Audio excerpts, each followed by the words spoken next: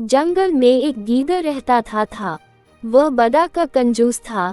क्योंकि वह एक जंगली जीव था, इसलिए हम रुपए पैसों की कंजूसी की बात नहीं कर रहे। वह कंजूसी अपने शिकार को खाने में किया करता था। जितने शिकार से दूसरा गीदड़ 2 दिन काम चलाता, वह उतने ही शिकार को 7 दिन तक खींचता। जैसे उसने एक खरगोश का शिकार किया। पहले दिन वह एक ही कान खाता, बाकी बचाकर रखता। दूसरे दिन दूसरा कान खाता। ठीक वैसे जैसे कंजूस व्यक्ति पैसा घिस घिस कर खर्च करता है, गीदड़ अपने पेट की कंजूसी करता। इस चक्कर में प्रायः भूखा रह जाता, इसलिए दुर्बल भी बहुत हो गया था। एक बार उसे एक मरा हुआ बारहसिंगा हिरण मिला। वह उसे खींचकर अपनी मांद में ले गया। उसने पहले हिरण के सींग खाने का फैसला किया ताकि मांस बचा रहे। कई दिन वह बस सींग चबाता रहा। इस बीच हिरण का मांस सड़ गया और वह केवल गिद्धों के खाने लायक रह गया। इस प्रकार मक्खीचूस गीदड़ प्रायः हंसी का पात्र बनता।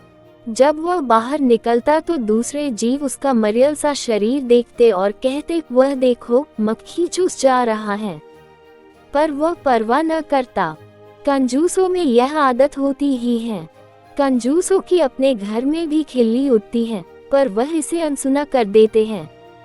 उसी वन में एक शिकारी शिकार की तलाश में एक दिन आया।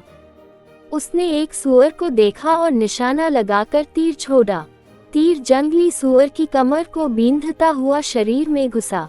क्रोधित सूअर शिकारी की ओर दौड़ा और उसने खत से अपने नुकीले दंत शिकारी के पेट में घोंप दिए। शिकारी और शिकार दोनों मर गए।